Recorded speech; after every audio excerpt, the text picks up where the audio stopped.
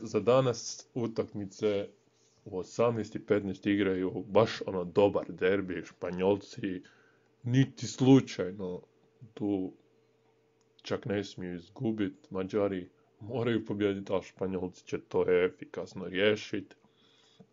Slovenija ni slučajno ne smije izgubiti od Njemačke, ali mislim da se Sloveniji piše drugi poraz, što znači možda i ostaje teoretski bez šansi za prolazak dalje. Crna Gora, Makedonija, 20:30, Crna Gora koja još nema pobjede, Makedonija koja već ima pobjedu, i ako pobjedi imat će 4 boda, ali mi ćemo imati 6 ako pobjedimo u utorak. I naravno, Danci su tu favoriti, Danska protiv Švedske, Danska sigurno bi trebala to pobijediti, jer kvalitetnija reprezentacija od Češke. Ali vidjet ćemo sve to danas.